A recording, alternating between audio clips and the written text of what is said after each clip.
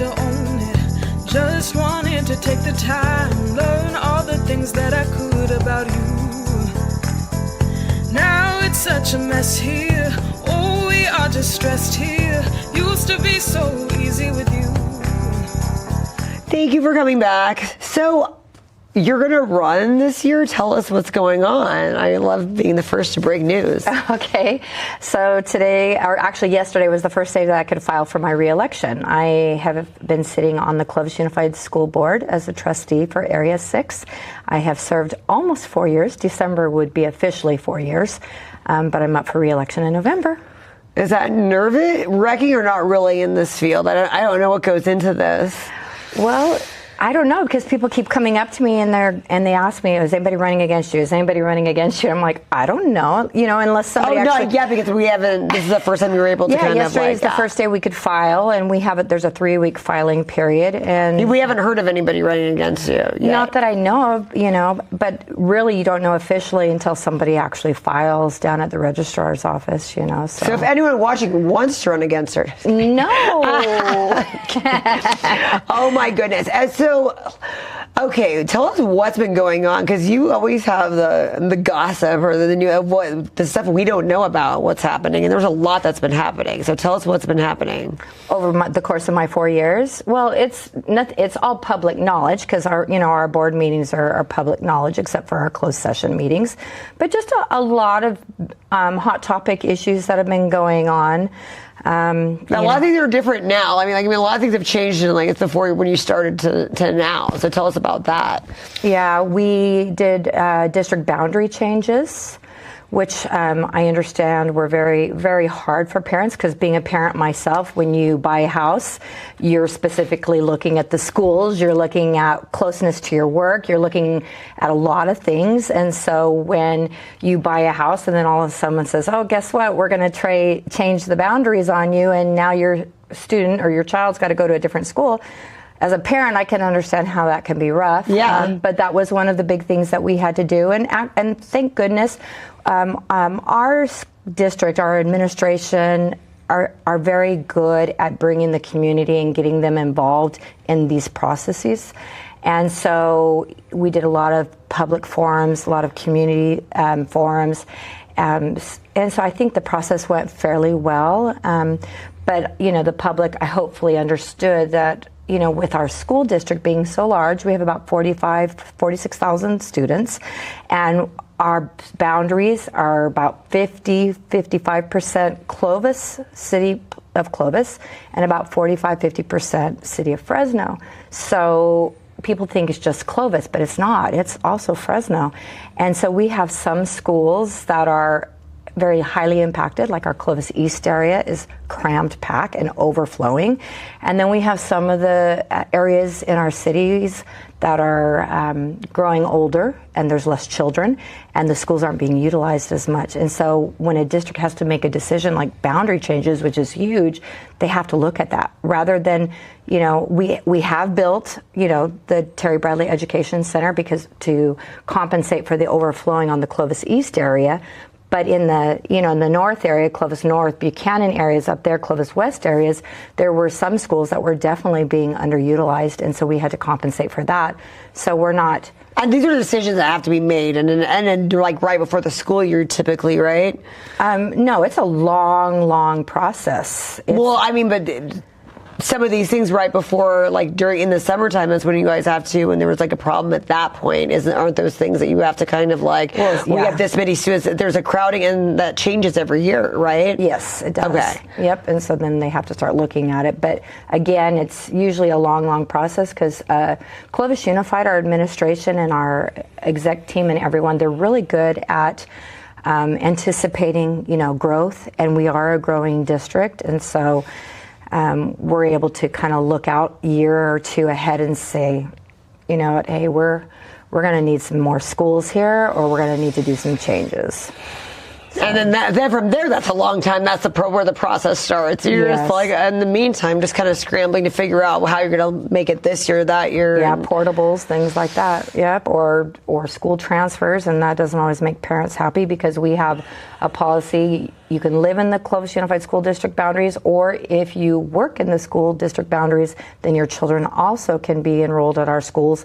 But that can also change from year to year depending on enrollment, and so sometimes parents aren't happy about that either. So the district, though, does their best, to really accommodate parents as well as we can. Are they doing a lot to really check out? Because I know a lot of people, not lie, but there's a lot of things that do happen legitimately, and people get divorced, and then people also do move in with their grandparents for a period of time. There's a lot of kind of leeway Fudging, on that. Yeah, and I mean, you guys, how much do they really look into that? Well, I don't work in that department, but I do know, you hear everything. As a parent, everyone has to bring, proof, like a utility bill, various proof that you're living in the residence where you say you are. Oh my goodness, the things that you guys have to do. And then, do you work a lot, Fresno Clovis? There's such a big divide. Do you guys work together at all, or not as much? Between Fresno and Clovis and the districts. You meaning like all of us school board members? Yeah. Yes, that's one of the things when we got elected. So originally when I got elected 4 years ago, I was voted at large. So anyone that lived in the Clovis Unified School boundaries could vote for me. Right. Now we're by area, so only Area 6 people can vote for me. But the way the district has been divided, there's laws, they have to divide the areas fairly equally within a percentage to make sure for demographics and cultures and ethnicities and different things. We have to have a balance of everything and every, walks of life. But the one thing that they were really good when creating the boundaries originally, and then when we looked at them again, because we had to change to an area voting, is to make sure that our areas cover more than just one high school. Because in some other school districts, sometimes because a board member only represents one high school area, then they tend to maybe seek for things for just their area. Yeah, whereas ours are divided up. So, for example, I have 4 or 5 elementary schools in my area, but then I also have about 3 different, 1, 2, 3, possibly 4, I think 4. I'd have to look closer because we just opened up Clovis South. But we have a little bit of at least 3 to 4 high school areas in my area as well. That way, we as board members recognize that, hey, we don't represent just really our area, we represent all these schools. And I think Clovis Unified, from what I've seen and what I've seen over the last 4 years, I really believe us 7 board members work really well together to make sure that we do represent.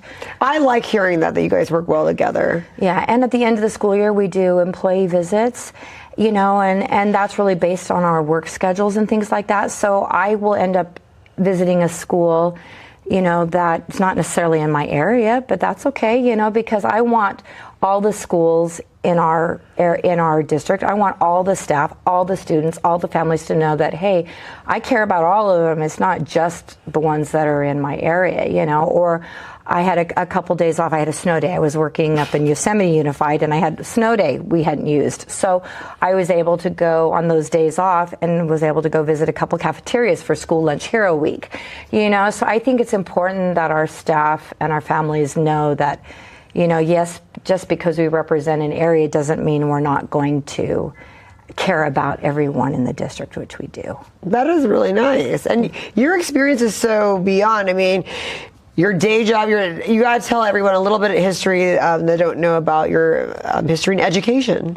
I have been an educator, for 20 years now. I started in 2006 as an intern when I first started my credential program with National University, and then moved to the Valley actually in 2006 during that time, and did my student teaching over at Clovis East High School, and then have worked in various schools and actually a few different counties over the last 20 years as a teacher for about 16 of those years, and the other 4 years working as like an academic coach, working with districts and sites. And now you're doing curriculum, right? Yes, I just stepped out of a classroom. June 12th was my last day with my district, and I'm stepping into corporate, which is it's exciting and scary at the same time, but I feel like all the experience I've had as an educator in the classroom and as a quasi-administrator as well, that now I can go out and train teachers. So I'm working for a curriculum company. I will be actually a professional learning specialist, and I will be dedicated to a specific district in the Fresno area,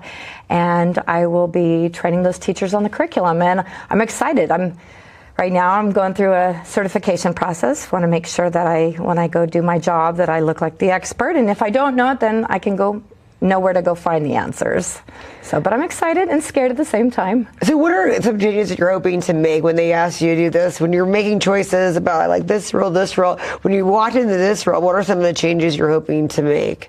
With my new job? With a new job. Just not really changes, but just more. I've always felt like over the years as an educator that I've had a lot and a variety of experiences in the education field that would be good to share with either a school site or with a company. And so I'm going to be working for a company and be able to share those experiences as a teacher and, to now train other teachers. And with a curriculum that I believe is going to be a great curriculum. This specific district has adopted a math program, kindergarten through 12th, as a math teacher myself. I've seen school districts that I've worked for where the elementary school adopted one curriculum, the middle school another curriculum, the high school another one. This district is adopting the curriculum all the way across the board, which I think will provide consistency for the students big time as they progress through their grades in school. Yeah. Oh my gosh, that's just really heartbreaking because I have my nephew with me right now who's 15, and he was saying that he's not good at some fractions, that during COVID he missed those pivotal years in which he really missed out on some important math learning. And I'm sure you experienced a lot of that. What were some ways you overcame those challenges during COVID and teaching and all of that? Well, during COVID, I was in a job called a PBIS coordinator. And because the students were online, I was actually creating like action plans, almost like a corporate action plan, and was creating a team with me as the PBIS coordinator, with the teacher, the administration, to reach out to families to help them make sure that they had the little mobile internet boxes to make sure they were connected.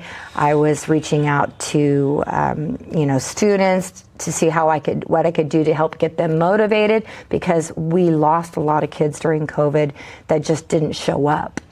And so then sometimes it became, okay, well, they may not be able to pass all 6 of their classes, but hey, let's see what's attainable.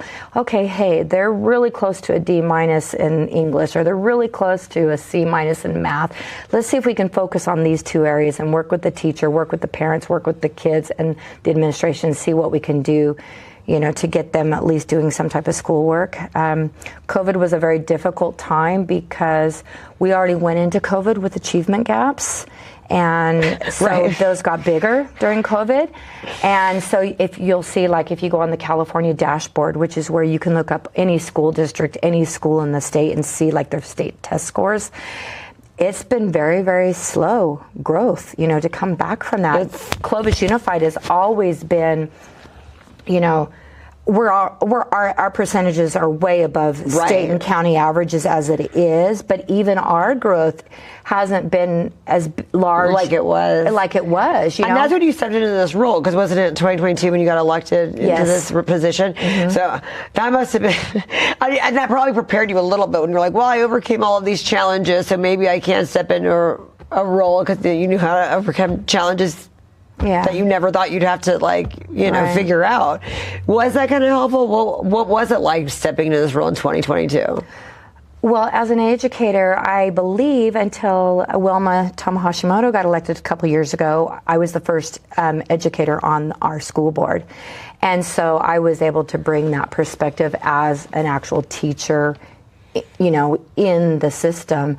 Obviously all our staff and our executive board and our administration have been lifelong educators, but to have someone actually on the board who has lived in the classroom, who has helped administration, who has, coached teachers, it just brought another perspective, I think, to the school board.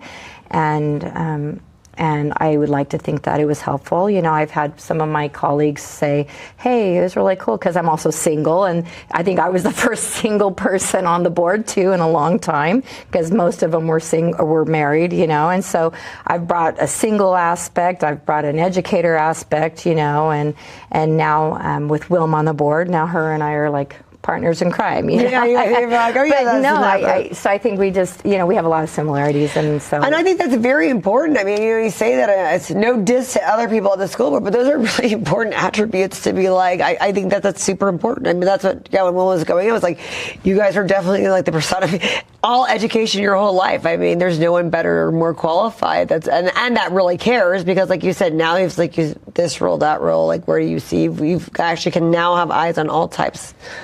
Right. All views of education. Yeah, the school kind of terminology that they use is to be able to see through different lenses, right? And that sounded way better than what I was trying to say.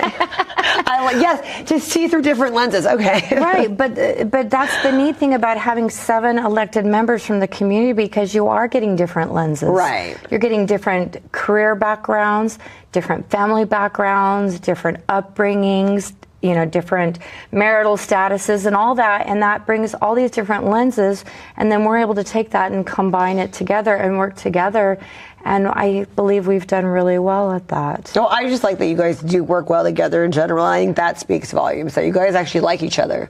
Yes. It doesn't mean it's always easy, but we try to do, if there's disagreements or whatever, we do it in the back room. So, you know, it's kind of like, you know, parents who fight, right? Okay, well, sometimes it's good for the kids to see the parents fight a little bit, but not too much. Do it in the back room, right? Right. And so same thing, I think, with like with any organization, you know, if you're on a school board, for the most part, we try to keep the, you know, any disagreements in the back room and work it out in the back room. That way we come out as a unified front.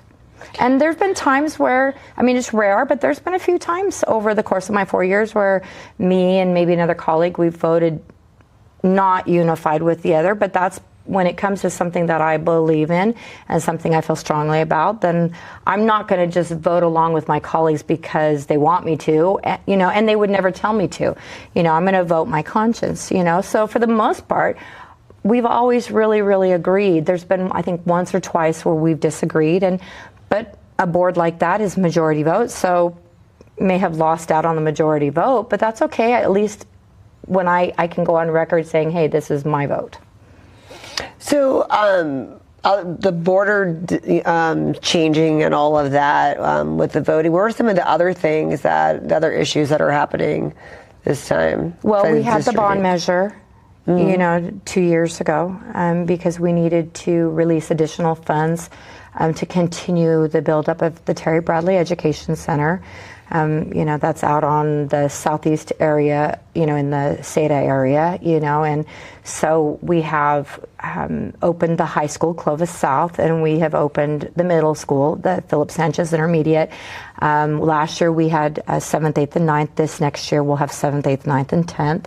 So the bond measure was huge, getting that passed. That's almost complete pretty much this year, as far as getting the 7th, 8th, 9th, and... Yeah, there's still some, you know, finishing touches, you know, like on fields and athletic equipment and locker rooms and, you know, and different things. And, you know, and down the road eventually there's, you know, it should be an educational center like our other ones. So there will be an elementary school, things like that. But at least all the grades, everybody's going to have their actual... Right. So we won't have an actual graduation, you know, from that school until, 2029. Right, because they'll be new, yeah. Right, you know. So another thing I'm very proud of, and I think most of our board members have done this, but the 4 years that I've been on the board, I have not missed one graduation. I've been at all our graduations. Our 5 comprehensive high schools. We've also have Clovis Online, Gateway, and our community You day need an school. award just for that. Those of us that endure that for kids to be loved, I don't know how you do that. I mean, that's awesome. It's a busy time of year, but yeah, over a course of 2-week period of time, literally 8 graduations, you know. And but you know, kudos to our staff. We had one day, I think it might have been Clovis East graduation, where we got a little bit of rain, so we had to delay graduation by like maybe 10 minutes. But literally, our maintenance staff and our custodian staff was out there drying all those chairs for us. Oh, that's really nice. You know, for the parents and for, you know, the administrators and educators and all that were participating in graduation. And so just kudos to them and all they do. You know, there's so many things that go on behind the scenes that you don't realize that really make a school work. You know, it's not just the teachers, it's not just, you know, the staff, it's the custodial, it's the grounds people, it's everybody, you know, chipping in, you know, to make it work. So how can we help you in this election? What do you need from the community? What do you need from us? I think I'm actually in your district. Are you in my district? Do you want me to outline my district or kind of for you? You can do a little outline. Okay, so Kings Canyon on the south, Fowler Avenue on the east, Barstow Avenue on the north, and then for the most part, Clovis Avenue on the west, but there's a little flag that goes out between Ashland and Shaw, or Ashland and Barstow Avenues, that kind of goes out to the 168. So like goes through Tarpey Elementary. So it's a little flag that goes down and then comes down. My mom might be in your district. I'm in Wilma's district. That's what it is. Yeah. But I think my mom's in your district. Okay, so But as far as, you know, what things people can do to help, I have a hard time asking people for money. I'm not a politician, you know. I know. I'm not that. You know, I am who I am, and you know, middle class, you know, so I think last campaign I made my campaign on $2,000, and luckily I didn't have a huge fight. Some of my other colleagues had huge fights and had to put a lot of money in it, you know. So I can always use donations, but I probably won't ask for them. What's the website? I don't have a website right now, but I do have a Facebook page. And we can donate there. We could, does that have information? You can message me. I'm going to create, my plan is to create a web page this time, because I didn't have one last time. Oh, wow. Okay, so we're doing everything from scratch. Yeah, except for I do have my Facebook page that is Deena Combs-Flores.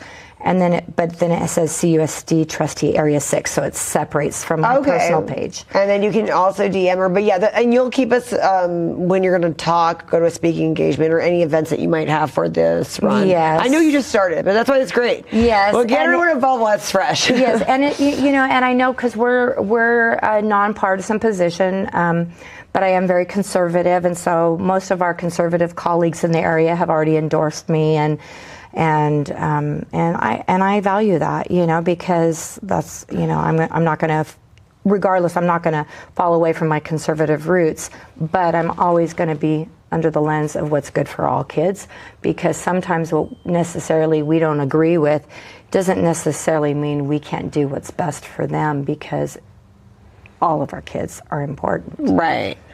Oh, I appreciate that. No, thank you so much for coming on, and definitely, you know, keep us posted on everything, and if there's anything that we can do to help you win.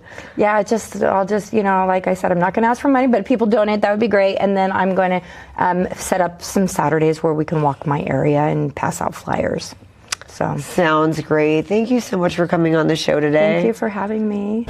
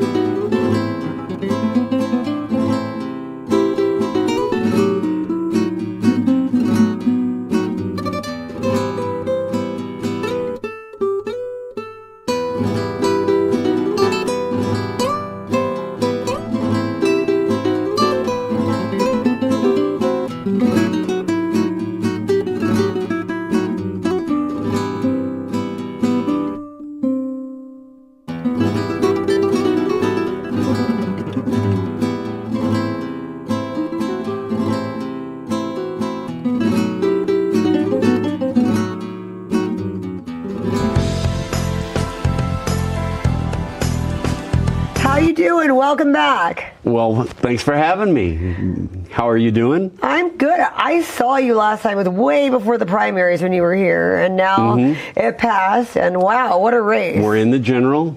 We'll be on the ballot in November. Looking forward to it. Looking forward to the campaigning. Looking forward to getting out and talking to the people. You're really looking forward to it? I would think by now you'd be so tired. I'm going for the insanity plea. So, I mean, my job as a representative, whether it's a senator, whether it's a governor, whether it's an assemblyman, mayor, councilman, your job is supposed to be to represent the people. My goal is to meet as many of the people as I can so that I know what they want represented. Right. So what have you noticed? Because you actually do go out and talk to people, which is awesome. What do they want represented? Well, my campaign's based on bring common sense back to California.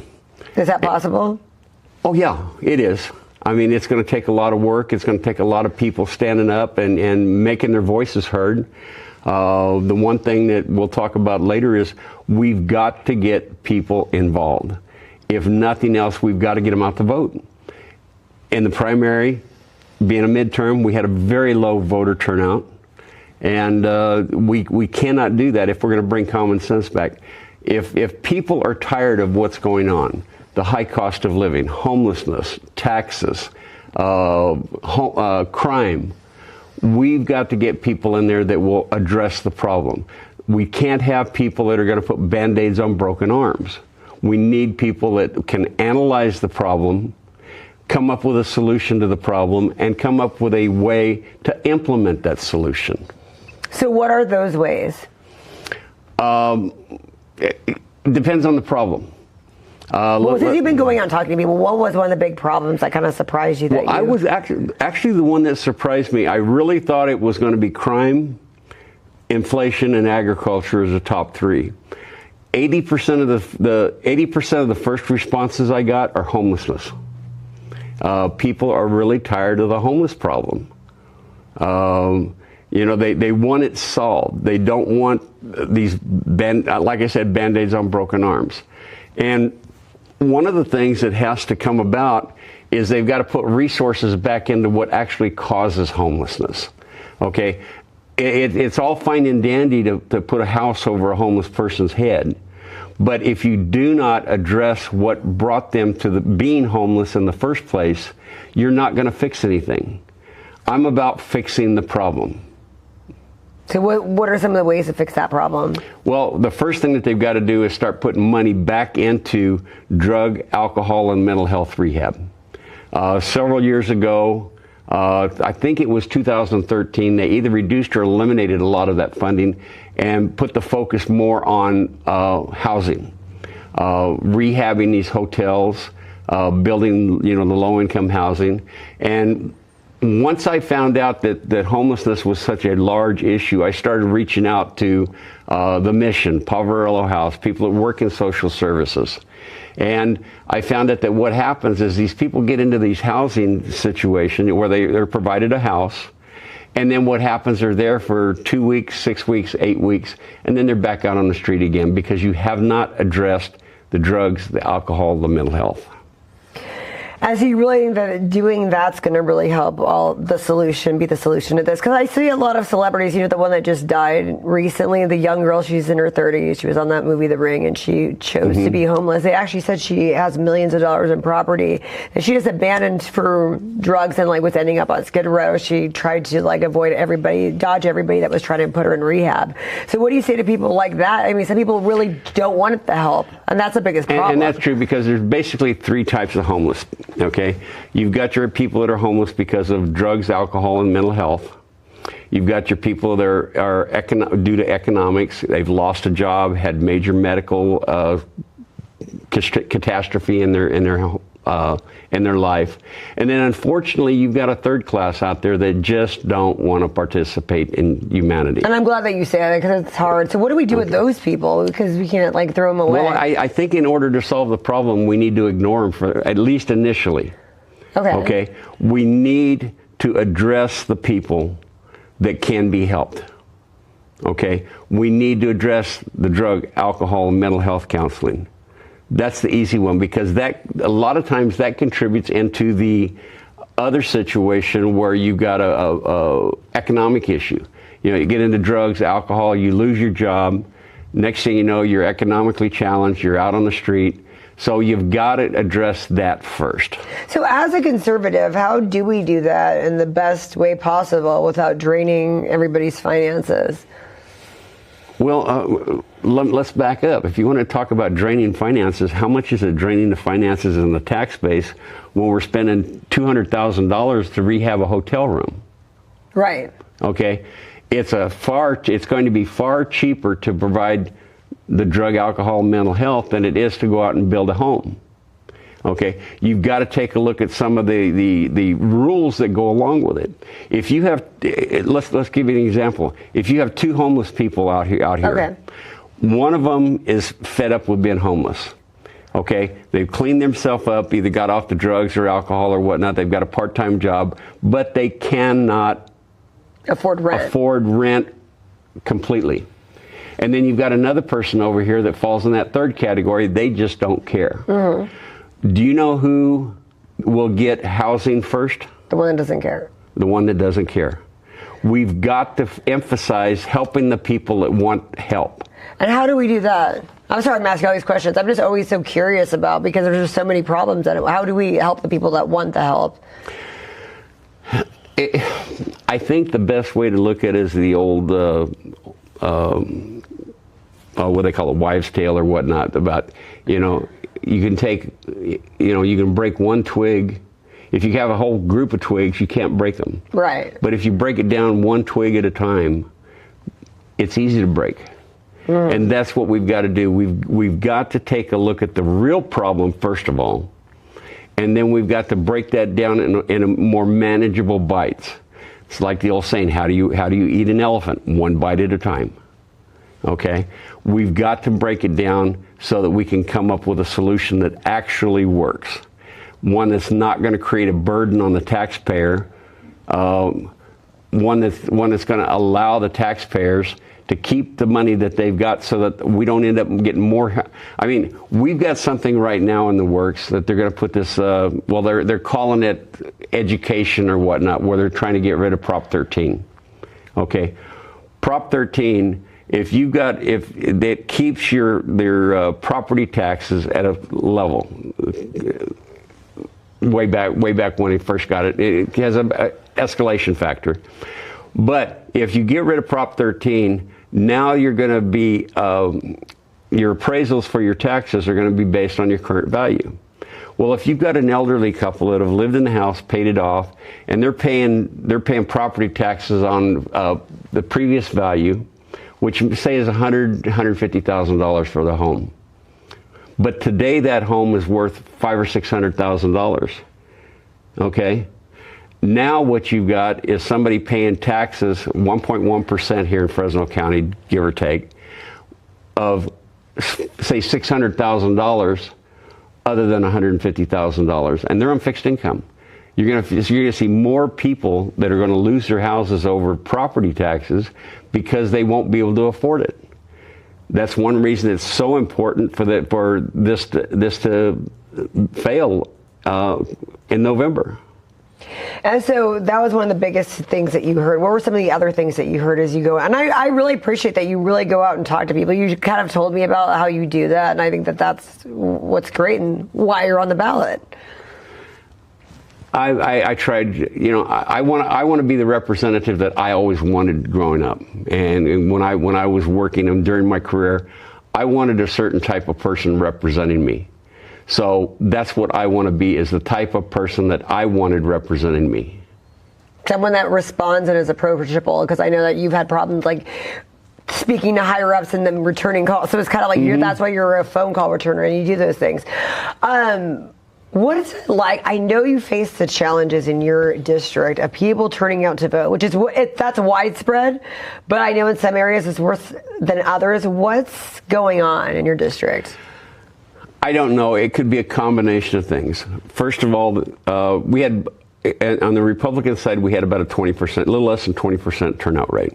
Okay, that was very low. How many Republicans are registered in that area? Do you know? I don't know. I can't think of Republicans off the top of my head. I think there's about 190 registered voters, but that's across the board. Right. Okay. So when they're not turning up, I mean that's really frightening. I mean, it's like. Well, I tell people, I'll straight up ask people, I said, during the year, do you moan and complain about high prices? Do you moan and complain about taxes? Do you moan and complain about homelessness? And then I turn around and ask them, do you vote?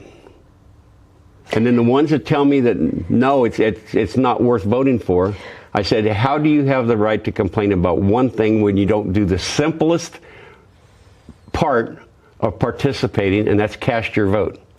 Well, and it's really interesting people say their vote doesn't matter. I know in some ways, on a state level, on a national level, I understand the point of that. But people, the local election is just so important to vote. I don't even understand why people don't understand that. A lot of people have won by such a small amount in these little local races, and nobody gets that. In 2024 in congressional district, correct me if I'm wrong, I think it's 13, Adam Gray and John Duarte. 400,000 people, 400,000 voters, I think it is in there. That race was won by 187 votes. I did some research about races all over the country. Various state level races were won by 1 vote, 2 votes. I cry. I had a dozen of them there, and every one was won by less than 10 votes. So your vote does count. Right. And now, it's like really, you mail it in, you just, and then, hey, if you really are like having a hard time and you're in the district, you'll go pick them up. I wish I could. But here's the thing. We've got to make it too big to rig. There's a lot of people that are feeling, there's cheating going on, there's this going on, there's that going on. There's a lot of that in these races. I hear a lot of people talking about it. I see evidence of it. I don't know how widespread it is, but I do see evidence of it, and things just don't add up in a lot of cases.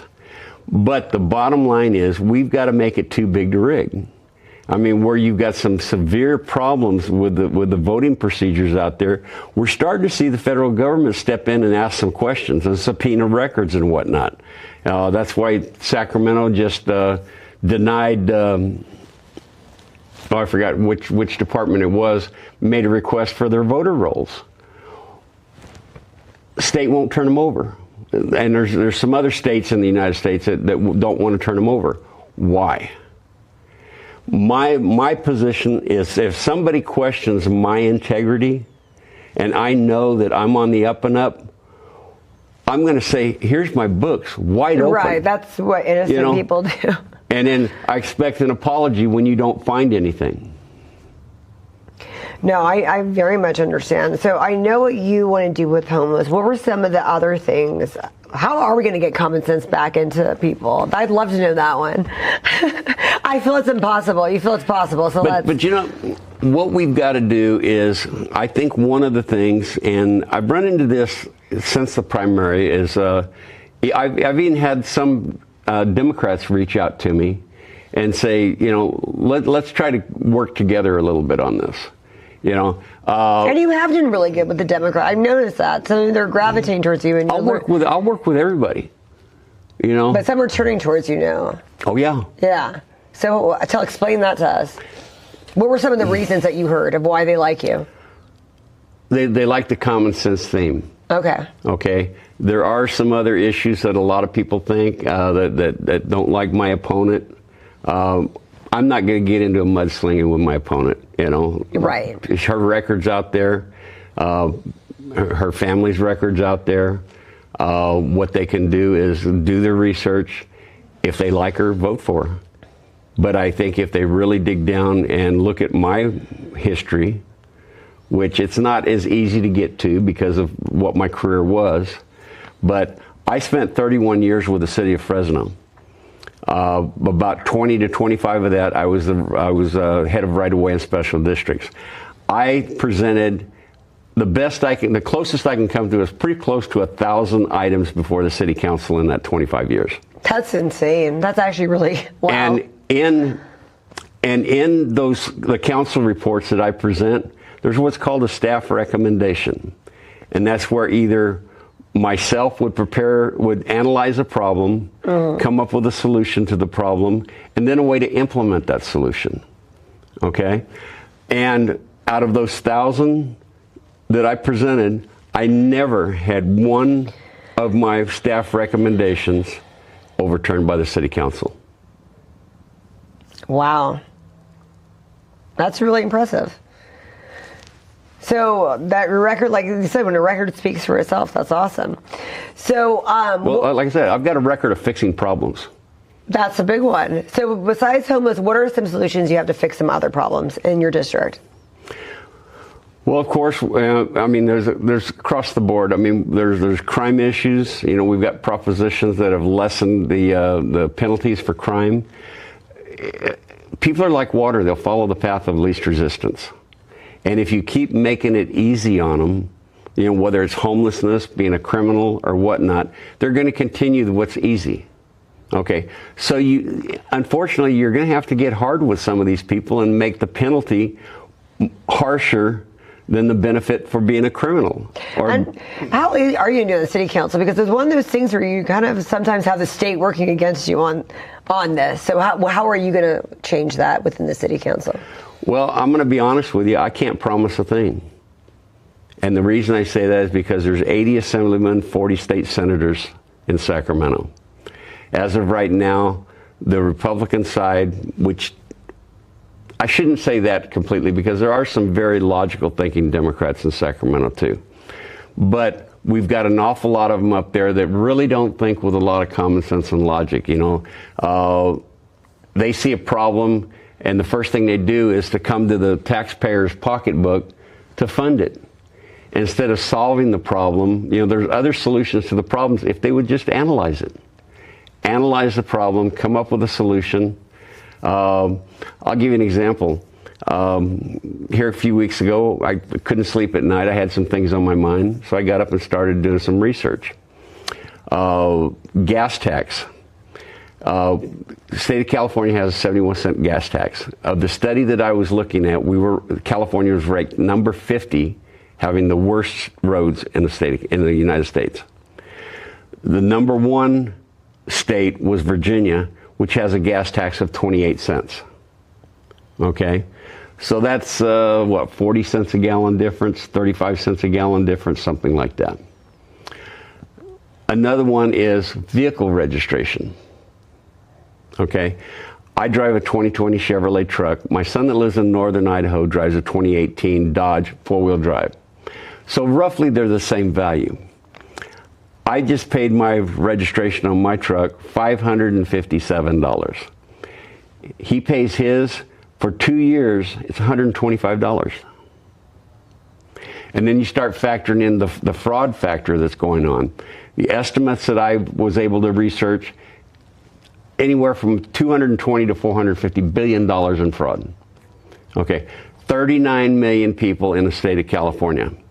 If you backed the gas tax down to, say, 30 cents a gallon, if you backed the vehicle registration down to, say, half what it is, where like in mine, say, it was $250 a year, and if you eliminated the fraud, you could, by the time you add all that up, do all the multiplying, dividing, subtracting, and all this, you could give every man, woman, and child in the state of California a check for $10,000 a year. Oh, wow.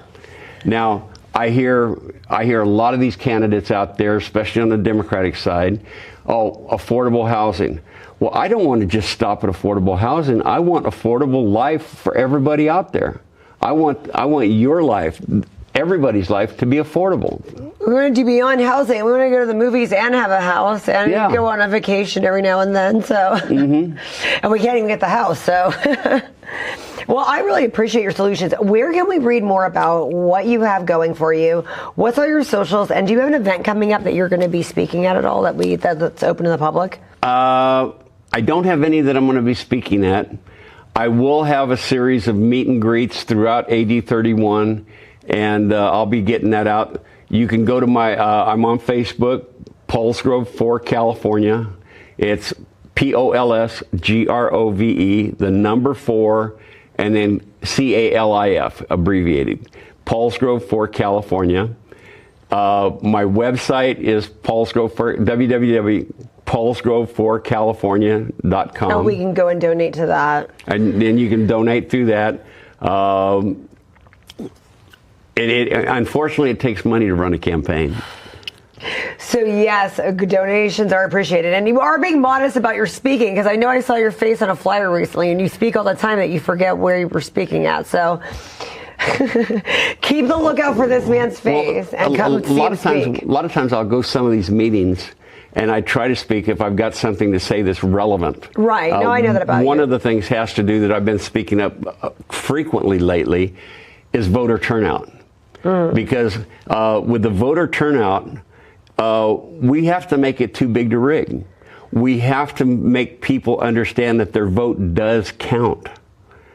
And if they want common sense, the only way to get common sense is to get out there and vote. I mean, you don't have to get involved you're very involved in the political scene. I'm very involved. There's a lot of people out here that are extremely heavily involved. But voting is just the only step we need to do from your house. You don't have to leave the house to vote. And here's the thing.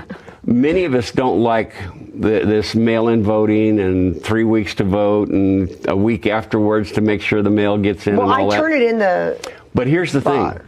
There is no excuse not to vote. You're very right. There should be at least, I take that back. If you're in a coma at community medical center, then maybe you've got an excuse.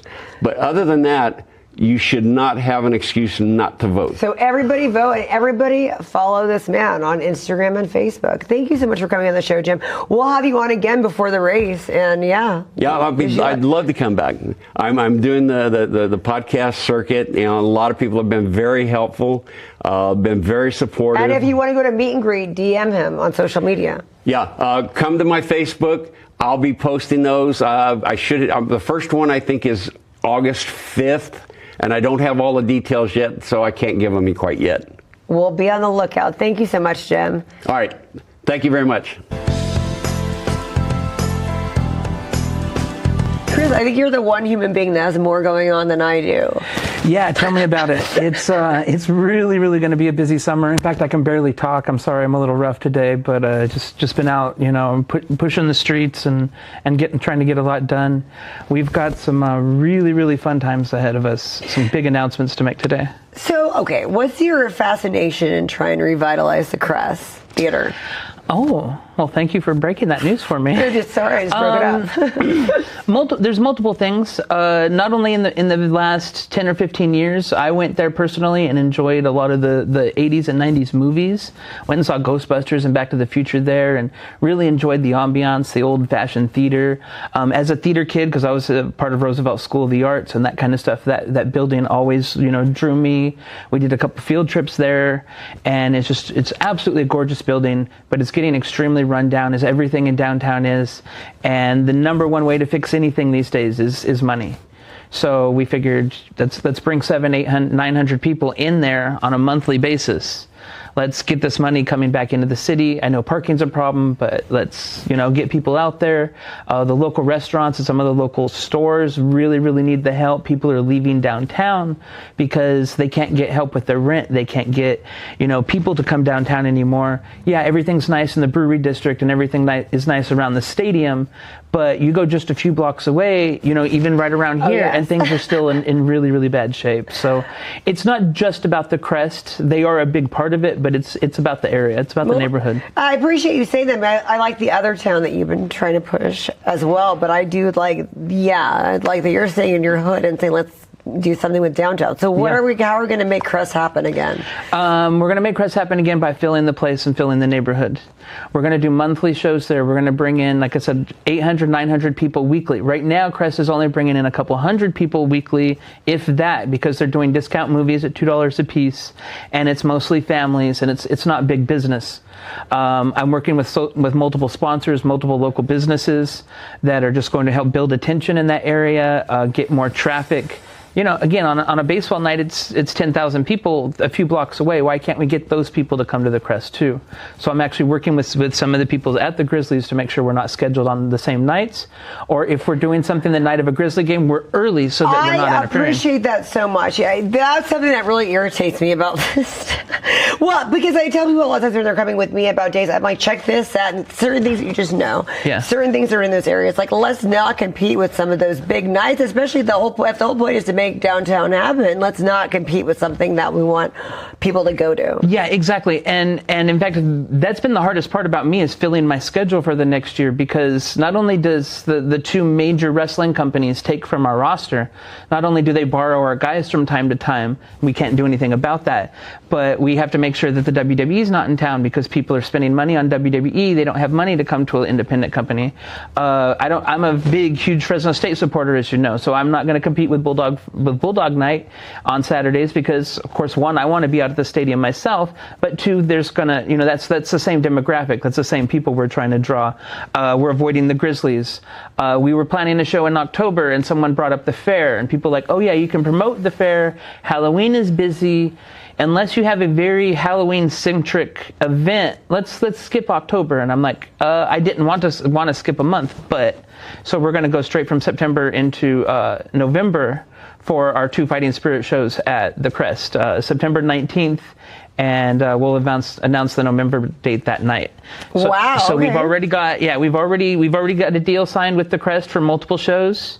One of the problems in Fresno is venues close. Venues have problems. Wrestlers get hurt, so people cancel shows. We had to do it recently ourselves, and so it creates a lack of consistency. Excuse me. And so that makes storytelling hard. One of the things about professional wrestling versus all the other sports on the planet, and yes, I do consider it a sport, is our storylines and our plots are written for us. That was a sport, all right. Yeah, and so major sports have these stories to tell. Well, professional wrestling has to create the stories themselves. So it really throws everything out of sync. It really throws everything out of sync. And so, yeah, when you're trying to do shows consistently and a venue shuts down or you have some kind of issue, then that storyline gets broken. And basic psychology says if you don't reuse information every 6 weeks, you forget it. That's why they tell you to practice. That's why they tell you to do things. I wonder, I don't remember anything. Oh no. So I was looking at my schedule and I'm like, oh, these shows are every 12 weeks apart. I was like, nobody's going to feel motivated to come to them. They're going to forget the plot. They're going to forget the storylines. They don't even know who the champions are because they're so far apart. So the first thing I did when I sat down with the Crest and I was like, hey, I want to book 4 shows here. I want to do it now, and I want this to be a no excuses answered or no excuses used to not have the show here. And how did they feel about that when you talked to them about that? Were they excited that you want to Actually, they are very, very excited. I bet. Yeah, they're family owned now. The historic Crest Theater was built in 1949. Wow. And it's been owned by several different companies as well as a church. And then the family that owns it now just bought it about 15 years ago. They've been doing the movie theaters. They've been doing revitalization. They were doing a fundraiser to get new air conditioning in their building. They're still working on that. Oh my God. Well, I hope they have it by then. Yes. And so yeah, we knew an influx of money and we knew an influx of influence would be absolutely beneficial for them. They have some cosmetic things that they want to work on, and as you know, I've got friends in contracting and construction, so we're going to go help them clean up the place. In fact, I even just hired a steam cleaner who's going to come do the floors the night before our shows, clean up all the pigeon stuff and all that kind of stuff. So you might need to do the night after the shows too. That too. Oh yeah. A lot of sweat and tears that I've seen. Yeah. That is great. So who's going to be fighting at this September show that we have? This is September show. The first big match, former world champion AEW star Brian Cage will be taking on Jordan Cruz. He's another star from SoCal. You've seen him on the NWA. You've seen him in TNA. He's got a really big following. We've got our world title match right here. Chris Nasty defends our world heavyweight championship against Alpha Zoe in a rematch of the last show that we had. These two have been kicking each other's asses for months and months and months. We had some other stars get involved. Danhausen cursed Chris Nasty, so he had a struggle, but he's still carrying around our championship, and so that's going to be a lot of fun. And then the classic, the entertainment match is going to be the Pizza Man Vinny Massaro against Santana Jackson. And I know you remember Santana Jackson. He's the Michael Jackson impersonator. Oh, wow. So, yeah, we have a whole lot of fun. We're also going to have a Radiance match. We're going to have a couple other matches to determine the high stakes tournament seeding. and it's going to be a great night. Because there's belts to get here, right? Aren't there some belts on the line that you've been trying to dump for a while? And not dump like that, like it's someone's turn to get the belts. Yeah, exactly. We've still got the high stakes championship, which is vacant. We have the first 2 matches in the high stakes tournament on September 19th. Those opponents will be announced shortly. We've got some other exciting stuff, but the second show in will be the November show will be exclusively based on the high stakes championship and finishing that tournament. So you'll see the start of this tournament on September 19th, and then in November you'll get to find out who our high stakes champion is finally. Wow. That's awesome. So where do we get these tickets? There's multiple places where you can get tickets. They'll be on sale starting Monday. BB's Gelateria on Tuolumne next to the Warner's Theater is a partner of ours. They will have tickets available soon. Like I said, Monday, they'll have them in person. We've also got Libelula, the restaurant in Broadway Plaza. This place is absolutely amazing. I just made it there for the first time last month. What kind of food is that? It's American food. It's American cuisine. In fact, their chef owns and runs a real nice fancy restaurant at a winery in Madeira, and so we actually get some of his cooking and some of his influence in the restaurant that in downtown Fresno, and it's right there on Broadway Plaza, literally feet away from the Crest Theater.